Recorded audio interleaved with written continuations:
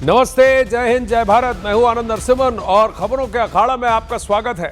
अखाड़ा के इस अध्याय की शुरुआत करेंगे बड़ी खबर से और ये बड़ी खबर रूस से जुड़ी हुई है। रूस के राष्ट्रपति व्लादिमीर पुतिन 5 और 6 दिसंबर को भारत आ सकते हैं। सूत्रों के मुताबिक पुतिन का भारत दौरा 5 और 6 दिसंबर को हो सकता है। यूक्रेन युद्ध पर शुरू होने के बाद ये व्लादिमीर पुतिन का पहला भारत दौरा है। G20 समिट में भी सर्गे लैवरोव आए थे, पुतिन नहीं आए थे।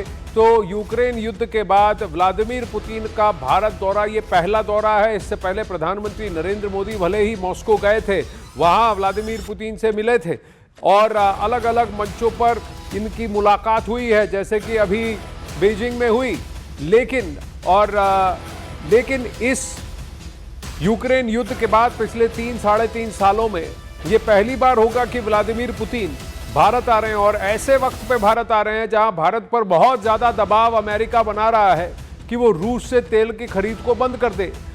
नीरज इस वक्त हमारे साथ जुड़े हैं। नीरज, बावजूद इस प्रेशर के सर्गे लैवरोव ने कल ही बयान दिया था कि भारत और रूस के संबंध आपसी हैं, किसी के दबाव से ये तयशुदा नहीं होते या इस पर कोई इंपैक्ट नहीं होता, असर नहीं होता। आनंद, बिल्कुल रूस की तरफ से बार बार इस बात की मजबूती दर्शाई जाती है, लेकिन सबसे अहम बात यह है कि देखिए दिसंबर में तो पहले भी घोषणा हो चुकी थी कि राष्ट्रपति पुतिन को भारत आना है। ये पहला दौरा होगा यूक्रेन युद्ध के बाद भारत का राष्ट्रपति पुतिन का। लेकिन 5 और 6 दिसंबर की तारीख जो है वो उनके भारत की तारीख हो सकती है और ये अपने आप में अहम है। हालांकि आधिकारिक तौर पर जो घोषणा है आनंद, वो आने वाले महीनों में की जाएगी। मुझे लगता है दिसंबर में तो नवंबर में आधिकारिक तौर पर तारीख की घोषणा की जाएगी। लेकिन एक बात तय हो गई है कि राष्ट्रपति पुतिन का दौरा होगा और वो तारीख 5 से 6 दिसंबर होगी। इस दौरे के दौरान आनंद, रक्षा और व्यापार के मुद्दों पे बातचीत होगी और जो अभी जियोपॉलिटिकल स्थिति है उन तमाम पहलुओं पे दोनों नेताओं की बातचीत होगी। पिछले बार पीएम 2 बार रूस का दौरा किया था। अभी हाल ही में आपने देखा होगा कि SCO सम्मेलन के दौरान किस तरह से दोनों नेताओं की मुलाकात हुई थी। तो भारत और रूस के संबंध बहुत मजबूत है और इस दौरे के दौरान आनंद एक और महत्वपूर्ण बात बता दें कि सालाना सम्मेलन दोनों देशों के बीच जो होता है वो भी होगा। तो वो जो एनुअल समिट है वो होगा, सालाना सम्मेलन होगा, लेकिन क्या वो सिर्फ महज दिल्ली में होगा कि जहां पर डिफेंस कॉरिडोर बन रहा है उसके आसपास या कोई नई फैक्ट्री लगनी है उसके आसपास होगा? बहुत बड़ा प्रश्न है कि क्या पुतिन सिर्फ भारत में दिल्ली आएंगे या किसी और शहर में भी जाएंगे? भी दौरे के कार्यक्रम है या जिस बात का आप जिक्र करें उसके बारे में फाइन ट्यून करने के बाद ही भारत सरकार और विदेश मंत्रालय तय करेगा कि पुतिन कहां जाएंगे। लेकिन अभी तक जो जानकारी है उसके मुताबिक वो दिल्ली आ रहे हैं। जी, धन्यवाद नीरज।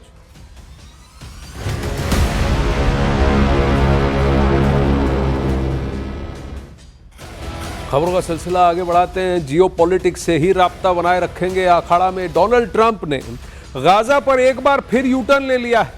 उन्होंने हमास को युद्ध समझौते के लिए 4 दिन का वक्त दिया है। पहले ट्रंप ने 72 घंटे का अल्टीमेटम दिया था, जिसे अब उन्होंने बढ़ाकर 4 दिन का कर दिया है। जबकि बेंजामिन नेतन्याहू ने ऐलान किया है कि गाजा सिटी से इजराइल की सेना वापस नहीं होगी और ना ही फिलिस्तीन देश बनेगा। इन सब के बीच कतर ने दोहा वार्ता में तुर्की को शामिल करके इजराइल को फिर से भड़का दिया।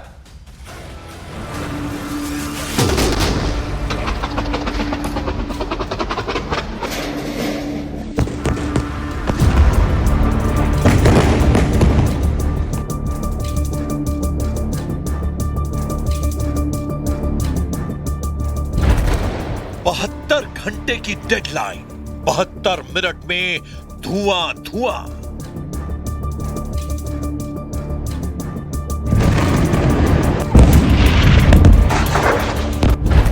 बीस शर्तों के बदले नेतन्याहू के 200 धमाके।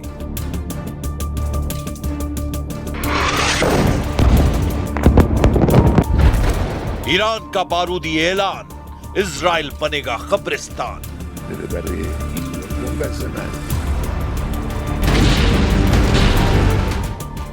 जब ट्रंप गजा युद्ध समझौते का क्रेडिट लूट रहे थे, तब इजराइल बारूदी तांडव मचा रहा था।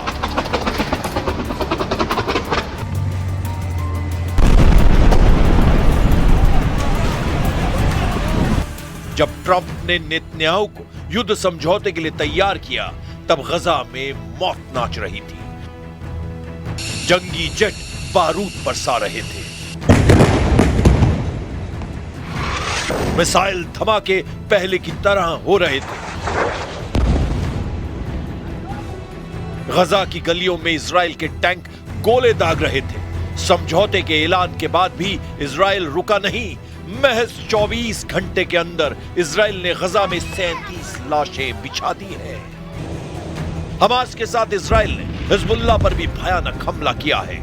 उधर हमास ने यह कहकर युद्ध के भीषण दौर में जाने की गारंटी दी है कि उसे ट्रंप का पीस प्लान पता ही नहीं। यानी दोनों खेमे खून खराबे के लिए उतावले हैं। तो फिर ट्रंप किस बात के चैंपियन बन रहे हैं? क्यों ट्रंप गजा युद्ध पर सच नहीं स्वीकार कर रहे हैं? सब कुछ बड़ा विचित्र है। 30 सितंबर को दोपहर तक हमले में इजराइल ने 37 से ज्यादा शवों का ढेर लगा दिया है। ये हमले ट्रंप के पीस प्लान पर नेतन्याहू की सहमति के बाद हुए हैं। उधर हमास ने 30,000 आत्मघाती लड़ाकों को युद्ध में झोंकने का सिग्नल दिया है। हमास लीडरशिप ट्रंप के समझौते को मानने के मूड में नहीं। ईरान में हमास के प्रतिनिधि खालिद कद्योमी ने कहा है कि फिलिस्तीन के किसी भी फैसले का हक सिर्फ फिलिस्तीनियों का है। This is very important point. See, the right to self-determination. The next day of war is pure Palestinians. These are the basic principles. Anything to be discussed about the political future of Palestine should address these very important points. No one has right to intervene into the Palestinian affairs but the Palestinians themselves.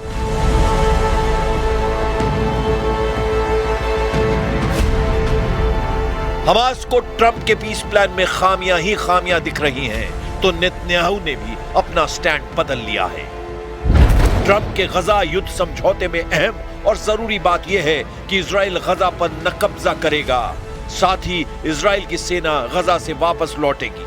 वहीं Trump से मुलाकात के कुछ देर बाद Netanyahu ने ऐलान किया है कि इजराइल डिफेंस फोर्स गजा पट्टी में कब्जा नहीं छोड़ेगी।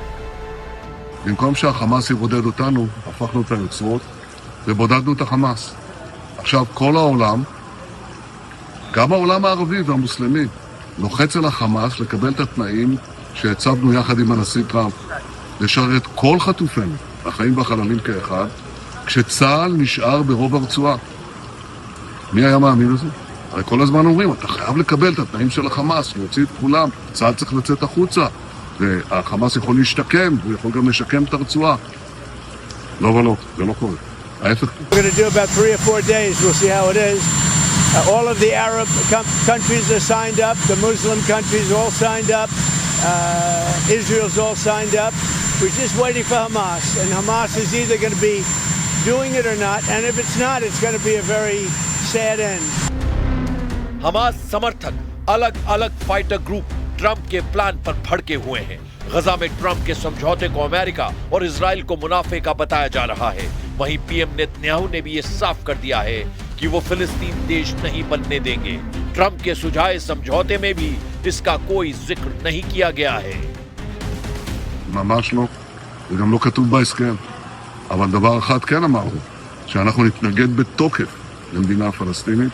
הנשיא טראמפ גם אמר את זה, הוא אמר שהוא מבין את זה, הוא אמר באו"ם גם שזה יהווה פרס עצום לטרור וסכנה למדינת ישראל, וכמובן שאנחנו לא מסכימים. ट्रंप की 20 पॉइंट गजा डील की यूरोप और अरब देशों में जमकर वाहवाही हुई, लेकिन जिनके बीच ये समझौता होना है वहां सब ठीक नहीं। फिलिस्तीनी इस्लामिक जिहाद समूह के चीफ ने ट्रंप के पीस प्लान को अरब वर्ल्ड की तबाही बता डाला है। ईरान समर्थित लड़ाका ग्रुप के चीफ जियाद अल नखाला ने कहा है कि गजा पर अमेरिका और इजराइल की घोषणा क्षेत्र को उड़ाने का नुस्खा है। कुछ विदेशी नेता इस योजना को लेकर आशावादी हैं, लेकिन ये इजराइल को फिलिस्तीन पर लगातार हमले का नुस्खा बनेगा।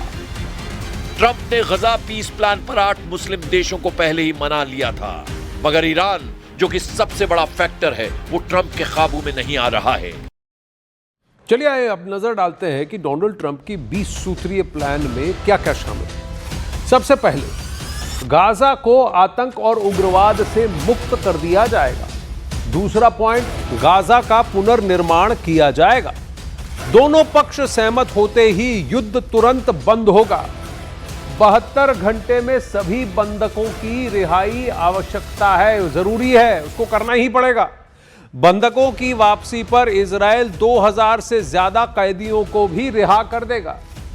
हथियार छोड़ने वाले हमास सदस्यों को माफी भी मिल जाएगी। गाजा में तुरंत मानवीय सहायता भेजी जाएगी। सहायता वितरण संयुक्त राष्ट्र और अंतर्राष्ट्रीय संस्थाओं के जरिए होगा।